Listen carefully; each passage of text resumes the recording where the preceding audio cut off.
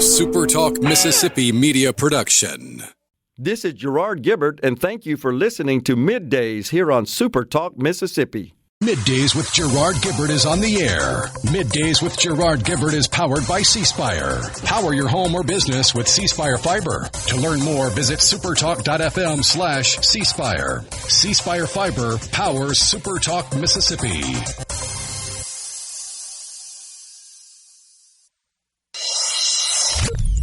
Get ready to go beyond the headlines and join a meaningful conversation with people from around the state. Hello. You're listening to MidDays with Gerard Gibert here on SuperTalk Mississippi.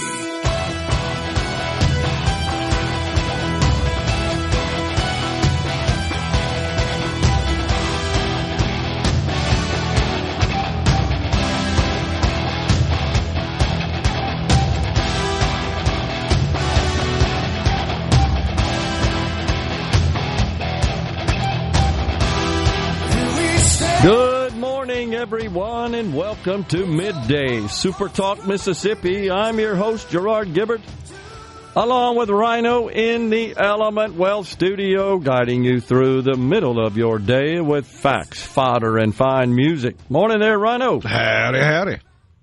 All right, we're all strapped in, ready to go, and the president is going to be entertaining some dignitaries there at the White House this afternoon. What's unusual about this is that they're all going to be piled into the Oval Office. That would be numerous leaders from the EU and, of course, Volodymyr Zelensky. Think he's going to wear a suit this time?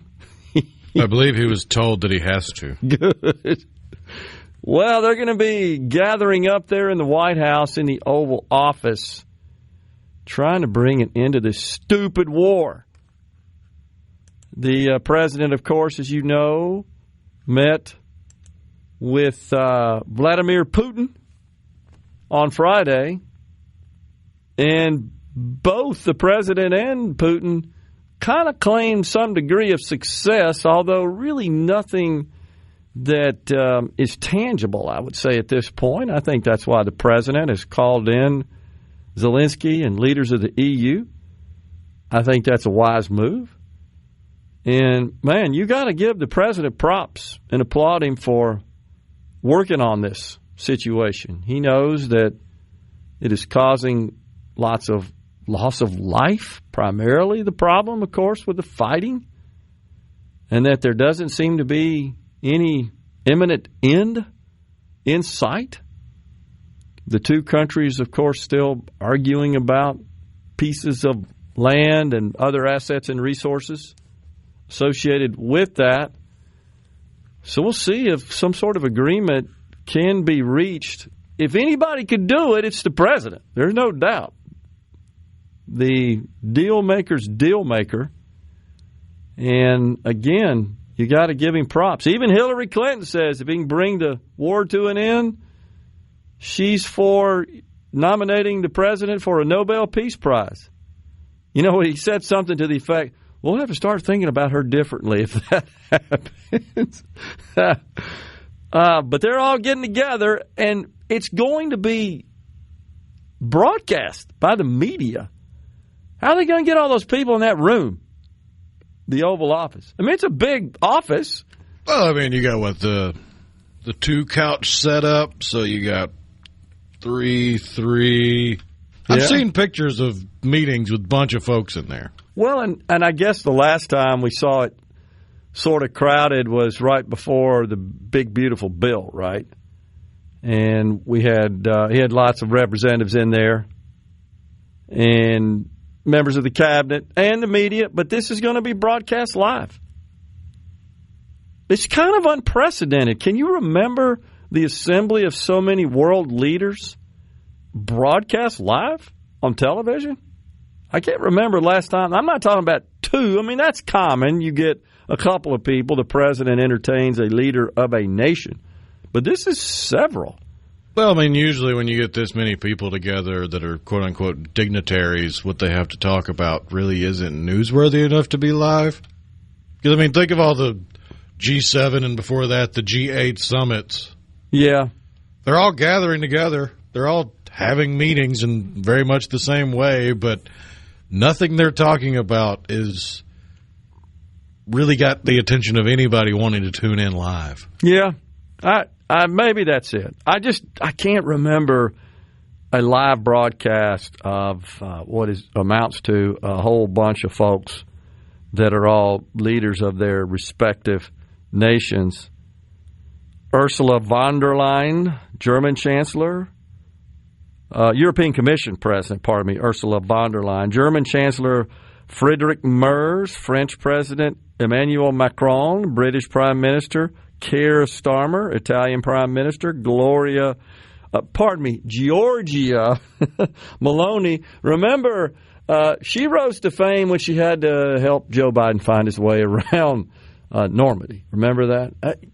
Can you forget that? I can't get that vision out of my head with him just sadly stumbling around the American president near this hallowed ground, and she having to over this way here, Mr. President, is where you go. Remember that? And then NATO Secretary General Mark, I think it's Rutte is the way that his name is pronounced. They're all going to be in Washington today, along with Volodymyr Zelensky. So it's the U.S., it's European allies, and Volodymyr Zelensky, the Ukrainian president. I think it's Volodymyr. You're right, V-O-L-O. So is the O, that second O, kind of Volodymyr. Okay. Almost like Voldemort. Okay. Harry Potter. You don't pronounce the O before the D there? Bolada. Okay. Not usually. Okay. I mean, I'm sure someone with a thick enough accent can, but with an American accent, you just kind of roll through that one, yeah. It's the VO, though. We should be clear about that. Unlike Putin, who's Vladimir, right? Correct. V-L-A-D. Yeah, this is Volodymyr. Yeah. You can tell I don't pronounce those names a lot. Not an expert on that. But they're all gathered up for a broadcast, live broadcast.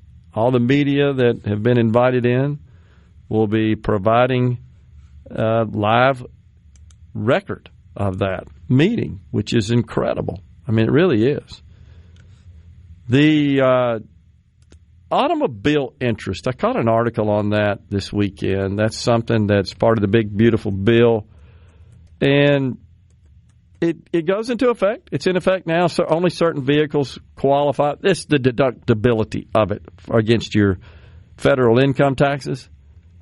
And so that has gone into effect. It's only good for 3 years because everything expires at the end of 28. And I shouldn't say everything. This particular provision, just as the deductibility of tips and overtime income as well. They're short term, unfortunately, and they will expire at the end of 28. It's got to be an American-made vehicle for the interest to qualify. And this is going to be a nightmare, I'm sure, for the accountants trying to figure out if your vehicle qualifies. And then it's their income limitations. I think it's $100,000 for an individual and $200,000 for a married couple filing a joint tax return. And so I just thought that was interesting that it's another situation where it's temporary. And the reason it's temporary is because the reconciliation rules in the Senate, they're restrictive somewhat as far as budgetary changes, and to make this fit within those budgetary parameters, they being the Congress, had to terminate those provisions, those three that we just mentioned: taxes, overtime, tips, overtime, and automobile interest at the end of 28. So it's temporary. But take advantage of it while you can. It's kind of interesting that you're starting to see a lot of media reports about these provisions that many will certainly benefit from. Those earning tip income, those earning overtime. And remember, the only overtime that's eligible is the premium part of your overtime. So if you get paid time and a half for overtime, then it's the half that is eligible for deduction against your taxes. The Mississippi Republican Party announced Friday that the State Central Committee has elected a new RNC committeeman for the state of Mississippi, endorsed by Governor Tate Reeves earlier this week. It's former Mississippi Republican Party Chairman Arnie Hederman, nominated by former Chairman Brad White. Of course, Brad, the Executive Director of the Mississippi Department of Transportation. And Arnie was elected by a unanimous vote of the Mississippi Republican Party. So this is a great selection in my view. Arnie will serve our state well as a committeeman for the Republican National Committee, and so he will be welcome for sure as a representative of the great state of Mississippi. Just wanted to get that out there in case you guys didn't know. This just all went down last week. Arnie Hederman, the new RNC committeeman from the state of Mississippi. Coming up next, it's Billy Taylor with the Mississippi Department of Rehabilitation Services and Dorothy Young, Director of the Office of Vocational Rehabilitation for the Blind. This segment of Middays with Gerard Gibert is brought to you by Covington County Hospital in Collins, where your health matters. Now back to Middays with Gerard here on SuperTalk Mississippi.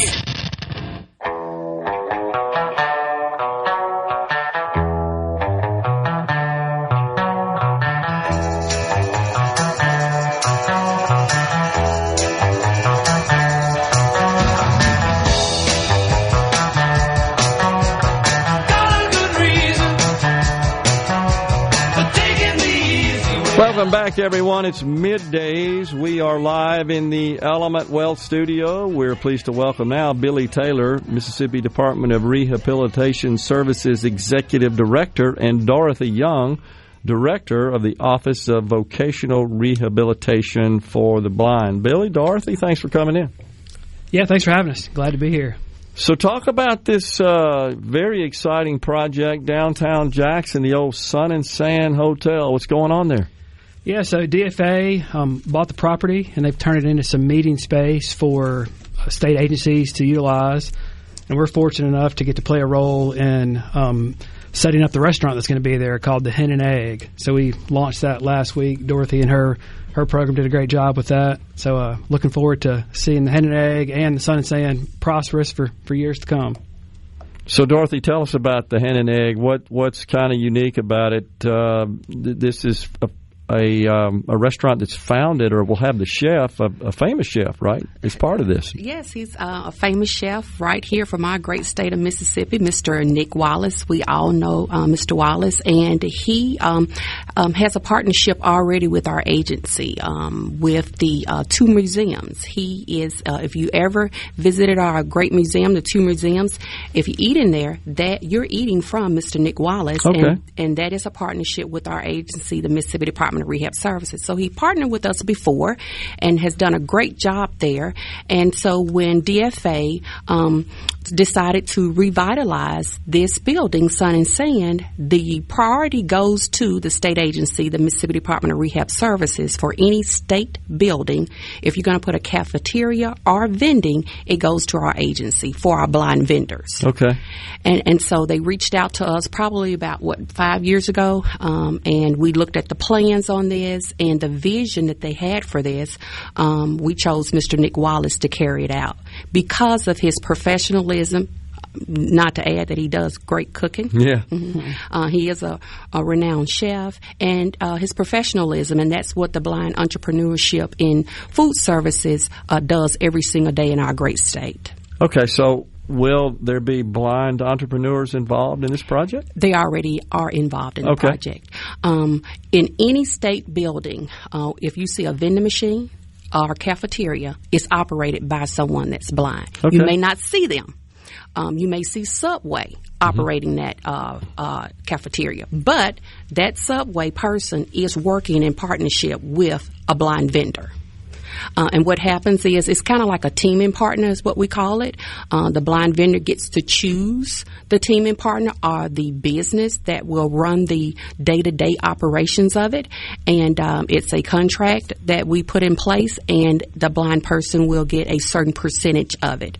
The vending in that building or surrounding buildings in that area downtown will be operated by the blind vendor, and Mr. Wallace will be the one that's operating that cafeteria there, and then he'll pay a certain percentage to that vendor. So one example that I viewed a video, and you guys got lots of great examples and do a good job of explaining and promoting that, is about Ed Turner, who's a vendor as part of the Business Enterprise Program, the BEP at MDRS. And he is involved in providing meals at the Naval Air Station, I believe, right? And in the video, he talks about that, and he talks about how this program made this possible. And so he's able to produce and contribute to society and utilize his special skills to feed people in this case and hire people. And he also credits his management team in the video about their contribution to his success. Yeah, Mr. Turner, he plays a big role. He's the chairman of our Committee of Blind Vendors. Okay. And it really is such a cool law that sets this whole program up. But I think it was 1936 that it passed at the federal level. And it was basically two senators came together, and they wanted to give blind individuals the opportunity to operate vending and food sales on federally owned buildings.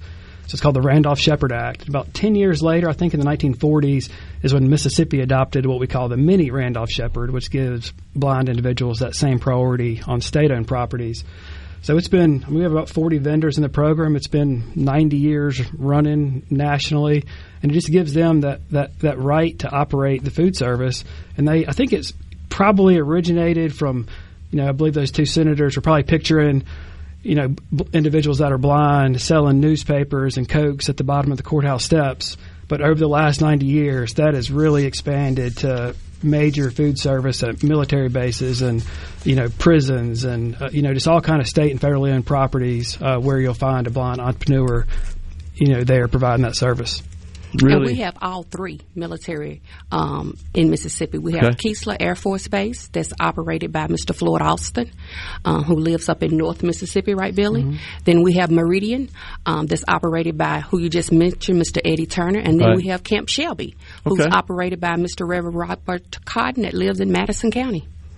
Wow, that's awesome. So if this program didn't exist and these opportunities weren't available to these blind vendors, these entrepreneurs, what would they be doing?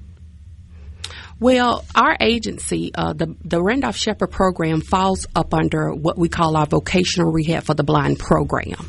And what we do every day in the Office of Vocational Rehab for the Blind is help our fellow Mississippians who living with blindness or vision impairments find employment, right? So if they had not chose the self-employment entrepreneurship, we'll be finding them employment in whatever field. Okay. For instance, we closed over 308 fellow Mississippians in careers all across the state. We have them in nursing careers. We have them in computer engineering. We have them working at the Department of Transportation, state agencies, federal agencies, you name it. They get to choose that career, and the Vocational Rehab Agency for the Blind helps find those jobs. Okay, but the program, my guess is, opens up opportunities that otherwise would not have existed, right? Yes, that's sir. The point. Yes, sir. And that you're just sort of the connector here, right? You're the liaison connecting them to these opportunities so that they can use their skills and thrive and serve others while That's they're right. doing it.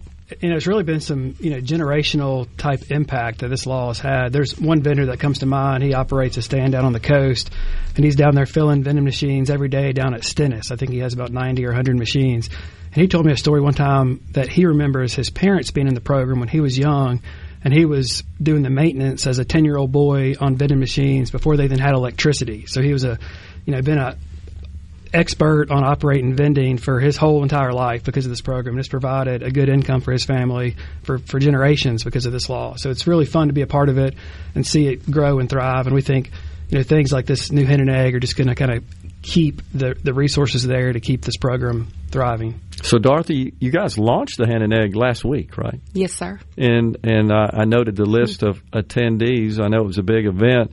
How's it going so far? Well, the word on the street is it's packed. So I've been getting reports back, and so they're saying, Miss Young, we stopped by, and it took us a long time to get our food because it's been packed. And so I said, I'm glad to hear that. And so it's really good. It's really good for downtown area. Yeah. Our colleagues at the Robert E. Lee building said they were glad to have it there, and so we've been getting good reports back on it, and so. We want all of the listeners out there to please go downtown and eat at the Hen and Egg. Yeah, that's pretty cool. And that's without the legislature being in session, because it'll be a favorite of lawmakers and staffs and so forth once they're back in the Capitol in January. And it's also just good to me. I mean, I grew up in West Jackson, and my father was a clothing representative manufacturers.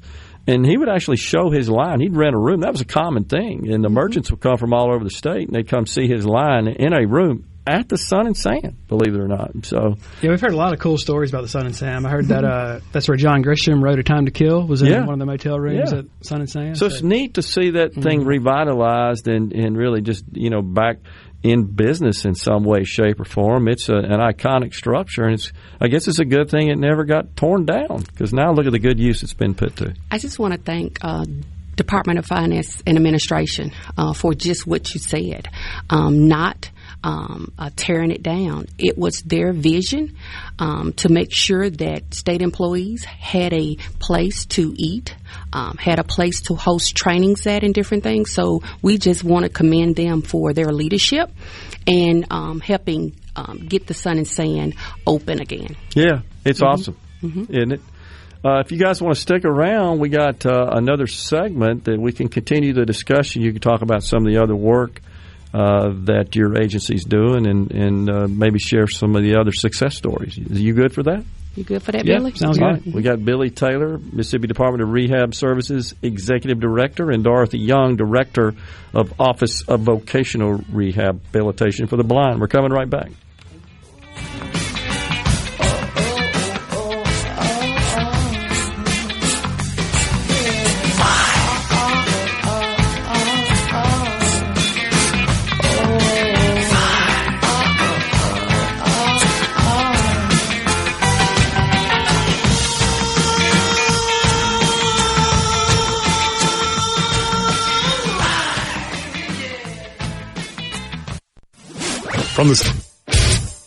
You're listening to Middays with Gerard Gibert, here on SuperTalk Mississippi.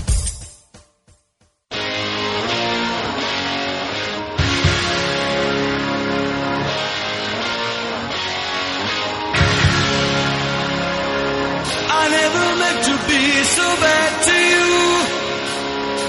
One thing I said that I would never do. A look from you and I would fall from grace, and that would wipe the smile right from my face. Welcome back, everyone. Little Asia bumping us into this segment. We're visiting with Billy Taylor of Mississippi Department of Rehabilitation Services Executive Director, and Dorothy Young, Director of the Office of Vocational Rehabilitation for the Blind. So we were just talking offline. So my wife every now and then listens. Monday's kind of a typical day for her to listen, and she just sent me something listening in. It reminded her of her childhood. She said, your segment on the blind vendors just reminded me of something. I would leave my aunt. She's actually named. Her name's Julie. She's actually named after her father's sister, her aunt. And her name's actually Juliet, and her aunt's name was Juliet. But so she said, my Aunt Juliet, we'd leave my Aunt Juliet's and go walk up and see Dad in the afternoon, sometimes, and have a Coke. One of the places we would go was directly across the street to the post office, and there was a little convenience store concession stand in there. And the man actually behind the counter was blind, and I never knew it was because of this program. Yeah, that's right. Like I said, it's been going on for 90 years. I mean, it's really grown over those 90 years. But, I think originally it was a lot of post office, a lot of courthouse steps, and just kind of, small vending items and newspapers, that sort of thing. I mean, now we're serving thousands of meals. She said, thanks for the memory of me and my dad. Yeah. And our first one, Billy, you are correct, was opened in the post office in Vicksburg. And that was, I think 1940. Wow. Yeah. 1940. And my oldest vendor just passed not too long ago. He was in the program for over 55 years, and he was we called him our godfather of the Randolph Shepherd program in Mississippi. He was there at the Mississippi State Hospital. Wow. And worked every single day. Huh. Yeah, and so he and his family, and a lot of the program involves a family.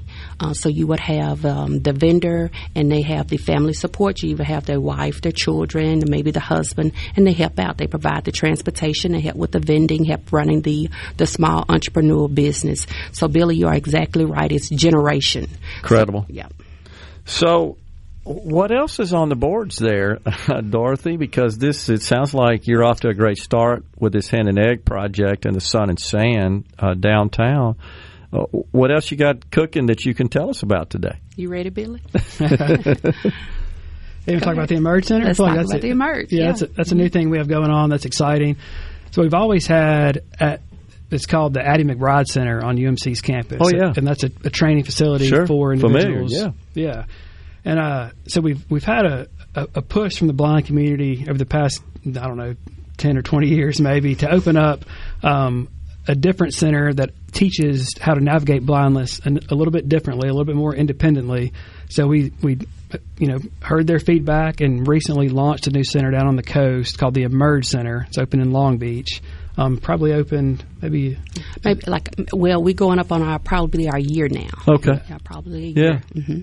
Wow. And it's a little different than Addie McBride. I mean, they learn how to navigate life in sleep shades, and it's total independence. Where, Addie, they'll use a little bit more family supports and, some other assistance. But down in Long Beach, they're learning total independence. So it's been really cool to see. We've had some interesting calls from the Long Beach police chief wondering why so many blind people are wandering around downtown with sleep shades on, and long white canes. And so the Emerge Center we opened in Long Beach. We will like to thank our elected officials for helping us launch the Emerge Training Center. I think, Billy, we may be number 3 in the country for having 2 training centers for blindness that's operated by your state agency. Our first training center is located at University of Mississippi Medical Center, our Addie McBride Center, and our second one is the Emerge Training Center. The Emerge Training Center teaches our fellow Mississippians how to live blind.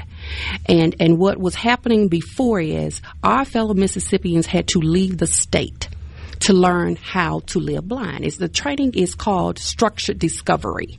And the philosophy of the training is that you can be fully independent and blindness does not define you. Okay. Right. And so they teach you how to live blind, because normally what happens is people lose their vision later in life, either from a progressive eye condition, diabetic retinopathy, macular degeneration, retinitis pigmentosa. Those are just some of your leading So not causes born of with it necessarily. Not born with it. And so once you get that diagnosis, usually people lose hope. Right? But what we do is once you get that diagnosis and your doctor refers us to that agency, we immediately start preparing you to live independently. Gotcha. And so we do that by teaching you how to live blind. So you come to the training center in Long Beach. We have rented out apartments there, so you live in your own apartment while you go through the training. And once you get out your car, you put your sleep shades on, whether you're blind or not, and we give you a long white cane, and your training begins that particular day. So, Dorothy, the blind people that the Office of Vocational Rehabilitation for the Blind serves, which you are the director of, Do they find you or do you find them? How do you guys get together? Both ways. Our biggest referral are word of mouth, and the second is our local ophthalmologists around our great state. Okay. University of Mississippi Medical Center, we have a great working relationship with them. Dr. Crawford, Dr. One, they refer to us all day, every day. Mississippi Retina, just leading ophthalmologists and optometrists around the state. They refer to us. And once they send us that eye report over, we have 18 counselors that set up all across the state, and those counselors reach out to the clients, and they start an application with them immediately. We serve over 1,700 Mississippians a year. Wow, 1,700. Mm-hmm. So you've often heard that when someone is without one of their senses, that God tends to equip them or intensify them with across their other senses. Mm-hmm. Has that been your experience in working with blind people? I will tell you that one thing that I have heard that, but I will tell you that they have a strong sense of faith. Interesting. They have a strong sense of faith to get up every morning. And blindness, and this is what I tell folks all the time. They say, what is blindness? Blindness is no light perception. We are only able to see with light. Light comes in at the back of the eye. When light comes in at the back of the eye, that's how you're able to see. So when you're blind, no light is coming in. So they're in darkness all day. So when they have the ability to get up every morning, blind, in darkness, get ready for work, call their driver, and go out to a job, I tell them that is a sixth sense. It's a sixth sense called faith. Yeah. Yeah. Yeah, that's a good way to put it. Mm-hmm. Totally agree. And do you find that they want to be productive, they want to contribute, they want to integrate and assimilate into society, but that they recognize the difficulty of that, but they're willing to do what's necessary to overcome it? Has that been your experience? Most definitely. And they would tell you, we don't ask for a handout. They don't want you to feel sorry for them. They don't ask for a handout. They said that we don't ask for a handout. We ask for a hand up. And that's why they get up every morning and go to work. Okay. And they were very excited about Mr. Nick Wallace partnering with them because Nick Wallace appearance, his good cooking and his appearance on top shelf nationally. They said, Dorothy, that's how we are. It's the type of people we represent in our state. Billy, besides those who are blind, whom else does your agency serve? So on the workforce side of our agency, Dorothy's over the blind side, and then we also have a vocational rehabilitation side that handles any other disability. So the state legislature, kind of carved out the blind services office a few decades ago, but we've been, operating the voc rehab side for decades as well. And that's, anybody that has a substantial impediment to reaching an employment goal because of their disability. So any other disability out there, we can provide whatever services are necessary to get them over those obstacles that their disability is, producing to have them, reach their ultimate employment goal. And does the agency have offices across the state? We do. We have about 45 offices across the state and maybe 200 counselors or so located in those 45 offices. So we try to have them, pretty geographically symmetrical where people can get to one pretty easily. And, that's what we do. We try to get individuals that have a disability into the workforce or keep them in the workforce. I mean, oftentimes we serve people that are currently working and have a job, and they have some disability that's gotten worse over the years, and we help them overcome those obstacles. Yeah.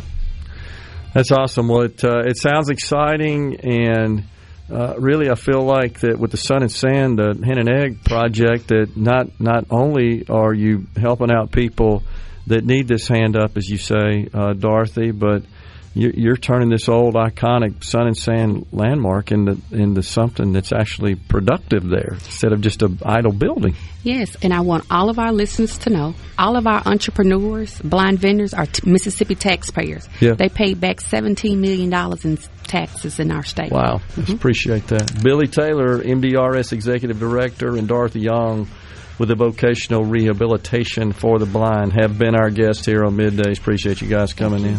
We're coming right back, folks, in the Element Wealth studio.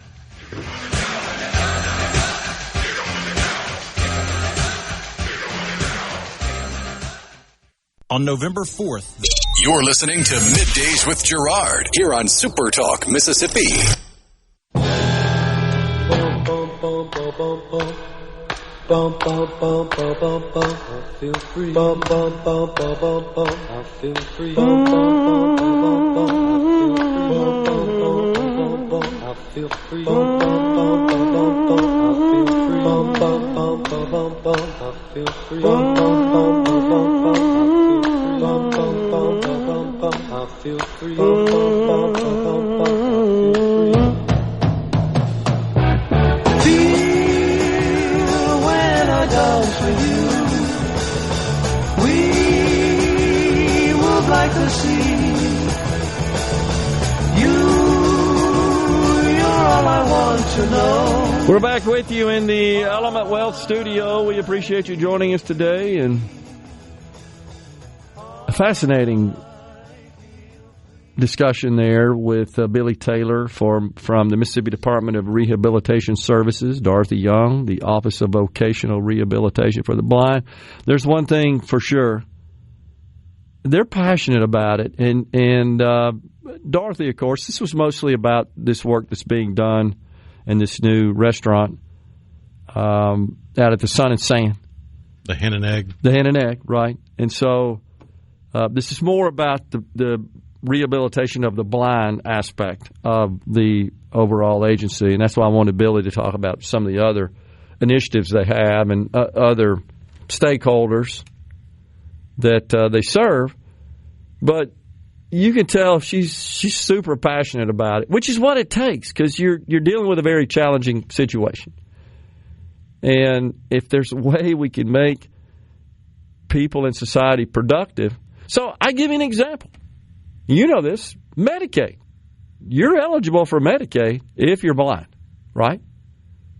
Well, if you're running a successful restaurant, you don't actually need Medicaid. You can afford to have better insurance than Medicaid. And your employees would want that as well if you're an entrepreneur. I mean, this is an example of how we can extend that hand up, not just a handout. We got too many handouts. There's no doubt about that. But these are people who want to contribute to society. And there's no doubt they're limited because of their disability. In this case, it's blindness. Like, for example, we got a question on the C-Spire text line from the 601.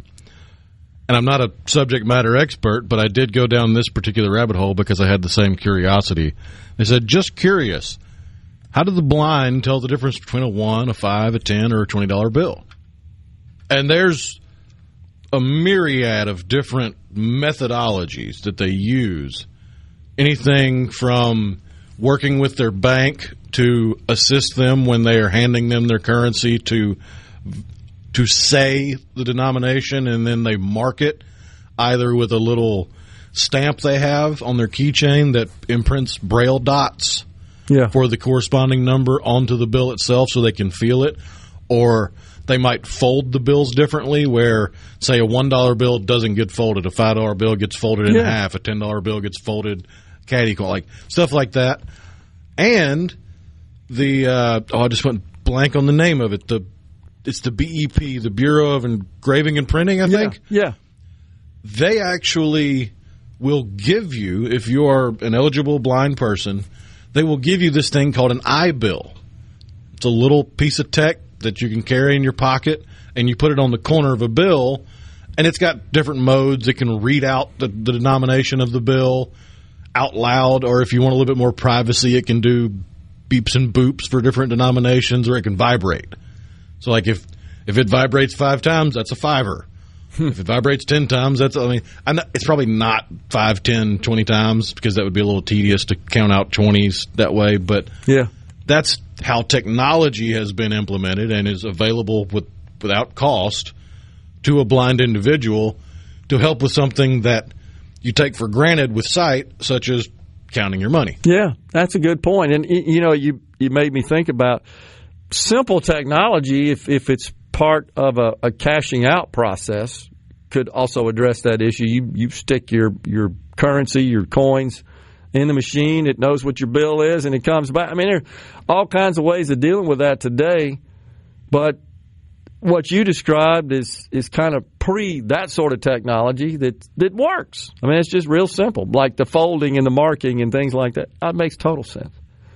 But again, overcoming those various obstacles of being blind so that a person can contribute and utilize their God-given talents to do so, and you know it pumps them up. And I did watch that video of Ed Turner, who I had no idea is overseas serving meals at the Naval Air Station in Meridian, and it's quite the operation.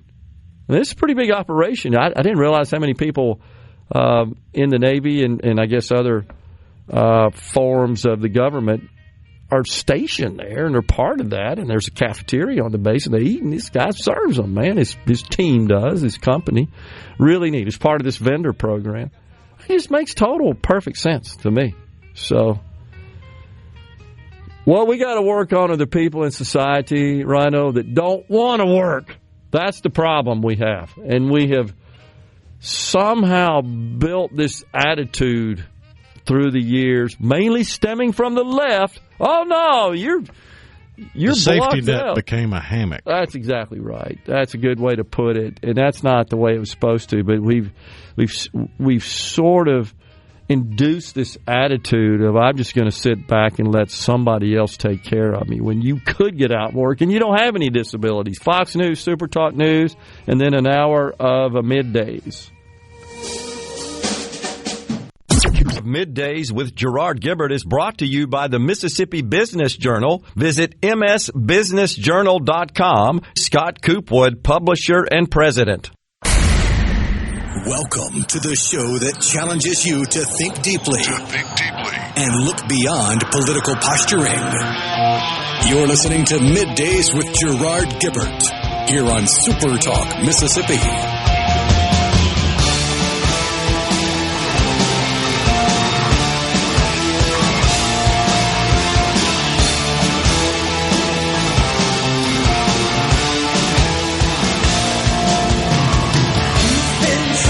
Welcome back, everyone. It is Middays. We are live in the Element Well studio. It's Monday. That means it's Super Talk Outdoors with Ricky Matthews at 12:05. Looking at a live shot of the White House at 12:06 Eastern Time. And there's the Marines and other members of the U.S. Armed Forces. It looks like flanking the main road there, Rhino, and they're spaced apart, hoisting it. Looks like our flag and the flags of the leaders, the nations of the being represented by their leaders today in this meeting. So they are awaiting the arrival of these European leaders, and Volodymyr Zelensky should be arriving at the White House any moment. A 2 o'clock, right, Eastern Time event is what's on tap today. So we're inside an hour of when this thing starts with the press in the Oval Office with these leaders. Yeah, but it's a meeting with the press in D.C., so you know it's going to start at least 15 minutes late. That's probably right. Oh, man. That's probably right. Not like Joe Biden, who was perennially late. And I don't mean that on an annual basis. I mean that on a constant basis. There's a difference in making sure you've got the right line in the speech to acknowledge the right person in the right order compared to, wake him up! Shoot him up with whatever you got to. Just get him on his feet. Man. We're already 45 minutes late. You know, it seems like decades ago that those scenarios, but it was less than a year ago this was going on. It's just hard to believe this country was being run by someone who was just lacking the mental acuity. Well, in fairness, it was more than a year ago, because less than a year ago, he had already been pretty much memory hold. The media had just stopped talking about him. Yeah, that's true. But the rare occurrence of the lame duck one-term president. Yeah, that's a good point. That doesn't happen very often. But he kind of was, you're right, when the media sort of folded on him, they wilted on him, and you didn't hear a whole lot when they about realized they could no longer convince the people that their lying eyes were lying to them. And now they're quick to say, yeah, we kind of thought something was going on. No, you weren't. You never gave any indication of any concern. In fact, you defended him. He's sharp as a tack and all that kind of stuff. So... certainly Morning different. Joe talking about this is the best version of Biden I've ever seen. Yeah, that's right. Scarborough. So true. So one thing that, again, I'll point out about the president is that the man works without quit. I mean, tirelessly. And so there are reports that he was working 20 hours straight, including Friday's meeting with Putin, and then after that, on the phone with European leaders. You guys got to come to Washington. We're going to get Zelensky. We got to figure something out. So 20 hours straight. Now, I saw other reporters on the left. You probably saw this. Man, he sure did look old. You see all these kind of smears, and it's like, now they have the journalistic integrity to attack an old president. Exactly. But, well, he's 79, right? So aren't you supposed to look a little old at 79? But he's performing and behaving as if he was 20 years younger, at minimum, to work 20 hours straight at 79. That is unusual. And I do think, there's no doubt, his heart's in the right place. He wants to end this war. I caught a video, by the way, that after this meeting with Putin, of course, he's getting back on Air Force One. And, no matter what, he stops and has a little interaction with the members of our armed forces that are there for him, of course, because he's the commander-in-chief. And they're there for security and anything else that is needed to conduct transportation for the president and their entourage. That's the way it should be. But there's a video that I'm looking at right now where he, of course, as he steps on to the steps there that takes him on to Air Force One, it's always flanked by service members who are saluting at attention, head and eyes straight ahead. Of course, he always salutes them. But you can't see on the tarmac a few feet away. There's always members of the armed forces that are there as well. He, without failure, stops and interacts with them. And in this case, you can see him doing so. I'm looking at it right now. This is from Friday. And he stops, and it's members of the Air Force in this case. And it's two males and a female in their dress blues, Air Force blues. He stops in the middle and looks at them and salutes them. And then after they salute, he engages with each of them individually. Just small talk, shaking their hands. That's what a president should do. And he does that. It almost felt like the Democrats under Joe Biden, and even prior to that, it's like they were embarrassed about the armed forces, even though he would always end his little speeches with God bless our troops. It didn't feel like that was sincere or genuine, because so many in his party, it's like they put illegal aliens ahead of members of our armed forces that sacrifice by wearing this country's uniform. Is there anybody else that deserves our gratitude more than them? Than the President of the United States? I think not. But they always distance themselves from the members of our armed forces. And you may not like everything the armed forces does, but you know what? The chain of command has to be respected. And they do what they're told. And they join understanding, I got to do what I'm told. And sometimes it may be stuff you don't like.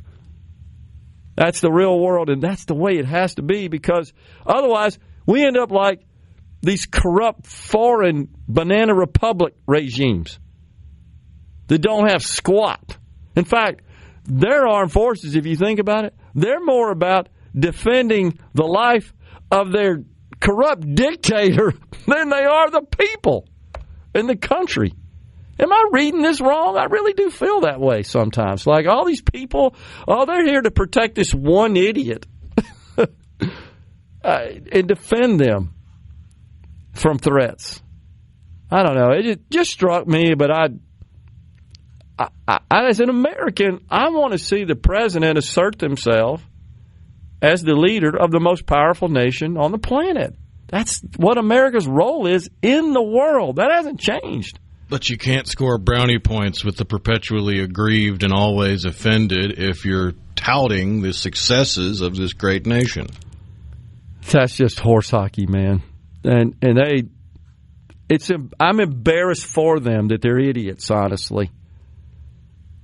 That, again, always dwelling on the negative. I got into a little social media exchange this weekend, and this was a video from a young white guy that obviously is a liberal, and he's talking about how all of our freedoms have been lost in the last 9 months. Like, exactly what? What freedoms have been lost? What are they talking about? But the more I listen to this 3-minute video, this diatribe, it's another example of you're in 1865. It's 2025. And then this one individual, and I said that, and I said, get into 2025 here. Well, should we just forget about history? No, I didn't say that. But you know what? You're only focused on that piece of history and not all the other history that ensued after that to rectify those sins, those mistakes. Anybody that says that hasn't happened is just an idiot and wants to dwell on that for personal gain. That's what I felt like. It's what happened in the whole 2020 BLM riot crap. All about the George Floyd deal, everything that came out of that. It's like, maybe you guys need to take stock up. Does that mean it's perfect? No. Weren't we told, don't we acknowledge that we're constantly in search of the perfect union? We get that. We acknowledge that. But don't we also have to recognize the improvements that have been made, the progress? They don't want to, right? They don't want to. Because they can't grift off of it. I hate it, man. Really do. Well, we're coming right back in the Element Well studio.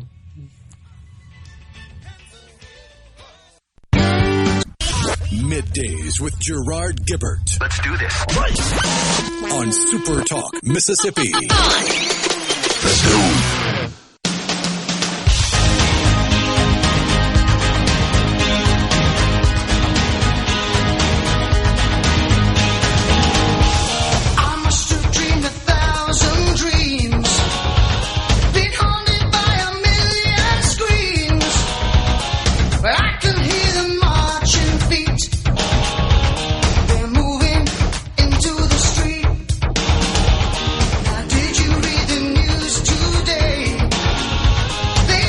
We're back with you in the Element Well studio.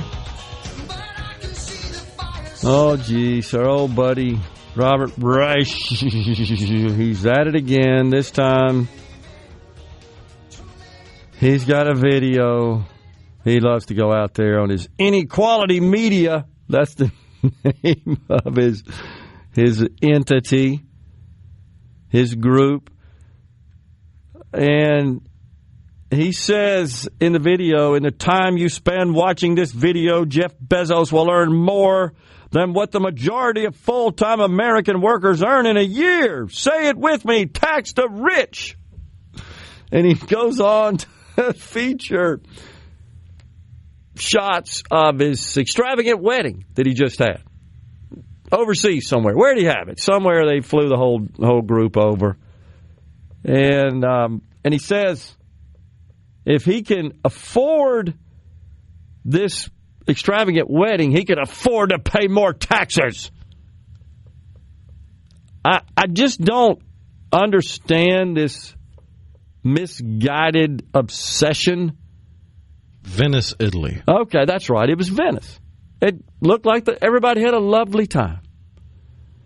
And I want so desperately... The wedding has its own Wikipedia page. That's awesome. Somebody went and chronicled the event, right? Wrote an account, I'm sure, with all the details. The wedding took place in Venice on June 27, 2025, with the couple exchanging vows at the Basilica of San Giorgio Maggiore. That's so cool. On the island of the same name. So does it discuss any of the features, the trappings? As part of the celebrations included a party themed around the Great Gatsby, a pajama party, and a foam party. The bride-to-be reportedly had 27 outfits for the extended nuptials. Love it. And, of course, they had boating, I think, as well, and lots of parties and galas and festivities. The mayor of Venice was praising the fact that the event would bring, quote, bring economic returns of millions of euros, end quote, to the city. You just stole my thunder. You knew that. But that, of course, requires a second-order thinking, as you like to point out. Not just a knee-jerk reaction? You think Wright gets that? No. How many people just literally attained generational wealth from Bezos' wedding? He don't get that, does he? Where does he think... Which is embarrassing considering his line of work. That's true. Either he doesn't get it, which should be embarrassing, or he's intentionally misleading, which should anger people that actually care about the truth. Unbelievable. Including those naysayers that like to say that we just lie. And if you really cared about the truth, you'd be calling out your own side, dummies. So one of the comments on this post, if he can rent Venice for his wedding, he can pay fair taxes. That got 1.6K, 1,600 likes with 271 replies. That's the way these people think. And I submit he pays more than his fair share of taxes. I know that may be an unpopular thing to say, but when you consider his income and the amount of taxes he pays and the fact that we've pointed out so many times, the top 1% pay 46% of the taxes in this country. And that's not fair to them. And the top 1% actually pay more than the bottom 90. You have to get above 90% to get to the taxes paid by the entire population as a whole relative to the 1%, just in terms of the value. But it's as you point out, it's never enough. It doesn't matter. Well, another example of the left's seeming inability to apply second or third order thinking skills. One of their most recent suggestions is a 100% inheritance tax. Unbelievable. As if that got implemented, people wouldn't just spend all of their money instead of just giving it to Uncle Sam when they passed. Yeah, and it's a disgusting thought. It's class warfare. It's envy. This little fool is envious. I truly do believe that. Robert Reich, though he's an accomplished person. Let's be honest. He's I don't care for his accomplishments, but if you served in the cabinet of the United States, that's a pretty big deal. But considering what he's espousing, it's obvious he didn't serve very well if he can't comprehend simple stuff. I completely agree. Don't get me wrong. I don't like what he accomplished. But then again, there are members of state legislatures and people roaming the halls of Congress that are too stupid to pour you-know-what out of a boot with instructions on the heel. That's true. He just goes on to say it's not radical to want a wealth tax without recognizing that everywhere that's been implemented, including in Europe, it was a disaster, and they reversed it. And Europe hadn't met a tax they don't like for the most part. I came across some more stories just in doing some research for the show this weekend that got into some stuff you've talked about before, just made me think Europe and healthcare and the outrageous delays. The National Institute of Health, the UK, you've probably seen this, they're on the verge of crashing. They're pipe dream utopia socialized medicine where the government literally owns the delivery of health care is on the verge of completely cratering. Not only is the service terrible, I mean, literally people die. I'm not just taking that line from the left in this country that wants you to believe that you could just drive into any major American city and see people dying on the streets because they were denied health care. And that's not happening in this country. That is not happening in this country. They've never produced any evidence of that. It's just a popular talking point. In the EU, in the UK, in Canada, it is. And now they're giving even more options for terminating your life and all this kind of crap because, like, we don't want to take care of you anymore. And these are complicated ethical, moral, economic, legal matters. Point I'm making is it's not the utopia that the left in this country thinks it is. You've pointed it out many. You've actually provided some examples, like you go and you figure out that you got a cancerous polyp in your colon. You need surgery. Okay, we'll get to you in a year. You're going to die probably before then, right? You've pointed out stuff like that. That's the truth. In this country, that doesn't happen. Despite the fact that we have extremely tight supply and demand of a lot of these services, it just doesn't happen. I can't think of a single person that said, yeah, I died because they just couldn't do surgery on me. They couldn't treat me further. And the other thing, we've made such advances in many of these treatments, all of which originated here, came out of this country. Why? Because somebody got financially rewarded for inventing them. It's exactly what happens. And we're healthier because of it. We live longer lives because of it. The only reason our life expectancy in this country isn't going up the way it should is because so many of our people just live unhealthy lifestyles. Just won't take care of themselves. And it's just so much medicine can do, right?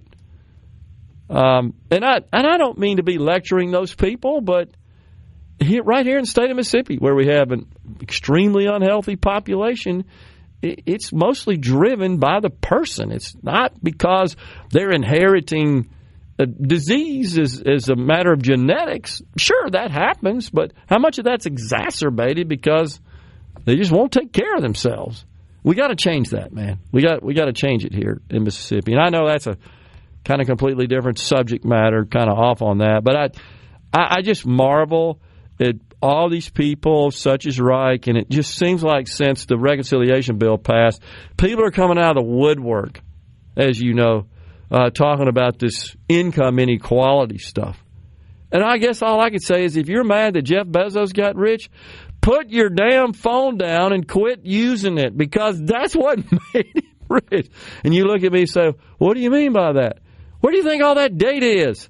Not all of it, but you know this. A good many of those apps you use, they're all stored in Amazon's cloud across the world. And that's where all the income comes from. And guess what? All the innards, all the other tools and the components that are necessary to build that capability, a lot of those people got wealthy too. And the reason is because virtually everyone on the planet uses it. I think last I checked, more people have smartphones than electricity. In this, right? In the world. They're like these sharing places to charge your phone in some of these third world. You're saying you know exactly what I'm talking about. But they've got ubiquitous Wi-Fi, right? Yeah, there are pictures of like a shepherd in Mongolia looking at an iPad while he's got an oil lantern providing light. We're stepping aside for a break. Half an hour of Middays remains.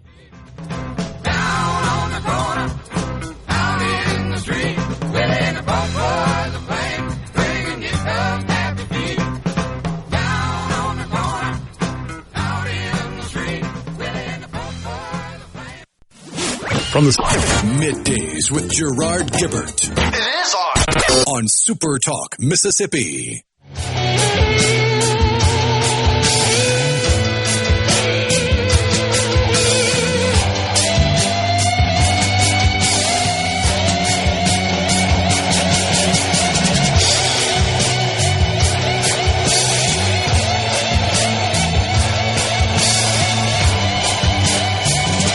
Back with you in the Element Wealth studio.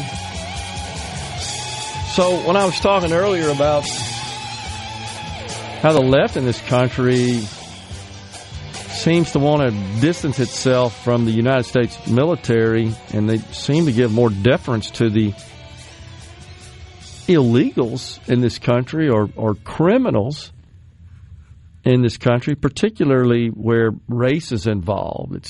I'd be willing to bet the majority of the lawmakers that have shown their butt in public and tried to go viral by, well, they won't let me in this detention center. That's right. Haven't visited an Army base in their entire political career. That's so true. And that's sad. You know, I've got Reagan's book that I can't remember the exact name, but it's his diaries. It's like a collection of his diaries. And one of the first things he did was held a dinner at the White House in his first term when he was elected for members of the armed forces. And I'm talking about the rank and file. I don't know how they went about selecting that.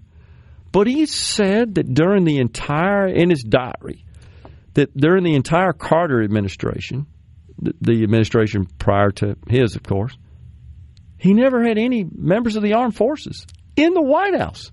And I think even back then, he was a person that just kind of always looked negatively on the Department of Defense and those who served their country in uniform.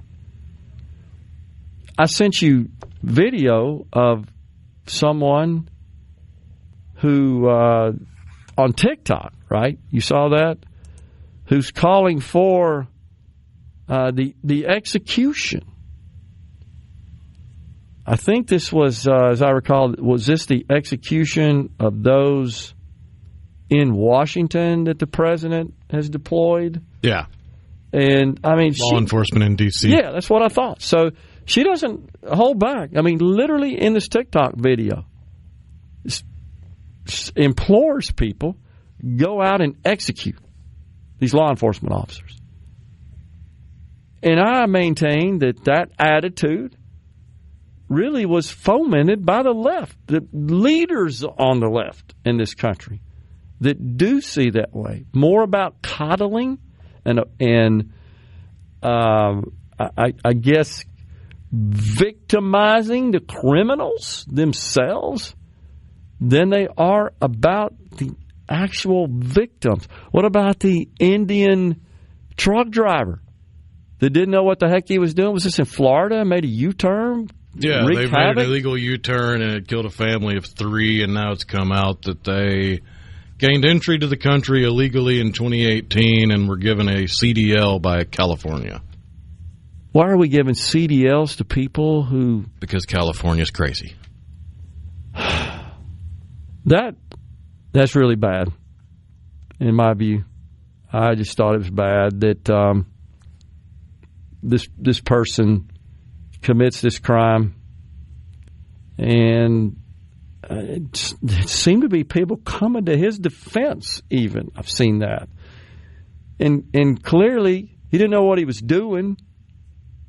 Really, he's not qualified to drive. Period. Probably. Didn't we just have to pass some law or something that says you got to be able to speak English before you drive a vehicle? I mean, I had no idea you could get a driver's license without being able to speak English. Well, one of the other workarounds is for Mexican truck drivers. The law permits them to cross from Mexico into the U.S. to drop off a load. And then they're supposed to immediately exit the U.S. back to Mexico. Okay. Well, they don't. They'll come over and find somewhere to hole up for 6 months to a year and continue taking loads across the U.S. with a Mexican license plate and a Mexican driver's license, but seemingly no ability to speak English, understand the laws of the road, and lack of care about the immigration laws. Just unbelievable. So I think that all that can be reduced down to this prioritization and this deference paid by the left to illegals over law-abiding American citizens. And that's what the left doesn't get, that people are sick of, including people that vote Democrat. because the polls wouldn't reflect the way they do if it didn't include some Democrats that feel that way. Well, I think the tide is turning on that. Dan in Hattiesburg on the C Spire text line says, will they have a kids' table set up for Zelensky? That's a good one. I just saw MSNBC will be changing their name later this year. They could go with CBN, the Communist Broadcast Network. Any other suggestions? That's from Mose. Yeah, so they're going to what? MS Now, right? That was announced, and that sort of overlaps something, some branding here in the state of Mississippi. We talked about that in our meeting this morning. I woke up to gunfire at the S&S before going to MEPS. What's that about? On the we're talking about the Sun and Sand. Oh, okay. Yeah. Right. That's when we were discussing that. Yeah, that's. I hate to hear that. Terrible. And I hope that Mayor John Horn will address the crime issue, which is arguably the number one issue in the capital city of Jackson. And it's not a good thing when we're, right behind Memphis, I think. Memphis is the murder capital of the country. That's not good. And we're top 2 or 3 as well on a per capita basis, and that's not a good thing. Paula Meridian says, I believe the Bible says not to covet your neighbor's property. Yeah, I agree. And those who earn substantial wealth, again, by serving society, doing it legitimately and legally, and because people thought so much of what they produce that they're willing to part with their money for it, that means they believe they get value from it, and one is enriched from that. That's nothing but good. I mean, what's bad about that? It's why we have the quality of life we do today. So Friday, I thought about this. I was invited to attend an event at the Pentecostal church in Madison. A good friend of mine actually runs the church. He and I go way back from the baseball world when our sons played ball together. And he invited me to attend as his guest. And I'm always impressed, of course. But they bring in missionaries, those that are trying to get churches started across the country and actually in other outside the country as well. They literally bring them in to help them along that path. Does this congregation, the UPC in Madison. And they brought in a preacher in one of their churches in Virginia. And he was fabulous. But he made this point that I found interesting that I totally agree with. He said, I hear a lot of people talk about I long for the good old days. And he said, no, I don't. And he started describing what life was like in the good old days. Like before running water and air conditioning and heat. And penicillin. Yeah, and lots of other things that we're accustomed to today. He said, no, we don't want to return to the good old days. Now, I know that when that statement's made, a lot of people think more in terms of our values and our traditional values, and I agree with them in that respect. There's some aspects of that I would like to see reinvigorated as well. But just bring that forward and leave all the other stuff behind. But again, what impresses me the most about the United Pentecostal Church, and anytime they have events like that, they're just so optimistic.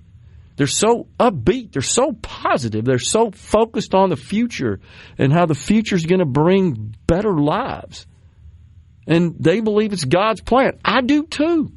And that always impresses me, man. And I came away, as always, just inspired and motivated and upbeat and optimistic. So I applaud them for that. I really do. And the way they also involve the young people as well, I applaud them for that. It's a Friday night, and that's where they are for 3 hours as opposed to getting involved in stuff that may not be as productive. Really, really like that. Tim from Tupelo says, and if you're a corporation like Amazon, you're actually double taxed, laugh out loud. Well, that's right. I mean, you pay corporate taxes, and then whatever's left over that, of course, gets paid out is also taxed. So the problem with the left in this country is that they believe tax policy, and I've actually seen some people on the right say this as well, should be structured on the basis of how much one can afford. That's just wrong. We already have a ridiculously progressive tax policy, more so than any other country. And all that means is that the more you make, the more you pay. We already have that. It's been ingrained in our tax codes since we've been paying taxes. Tax policy should be made such that we generate the minimum amount of revenue necessary to support the constitutionally appropriate functions of government. And I know that last caveat, you could spend months arguing what is the constitutionally appropriate function of government. It ain't a lot of stuff we spend money on. Final segment's next. Poly Up of Mississippi. Are we going to do this? Middays with Gerard Gibert. Keep rolling. 3, 2, 1. On SuperTalk Mississippi. Woo!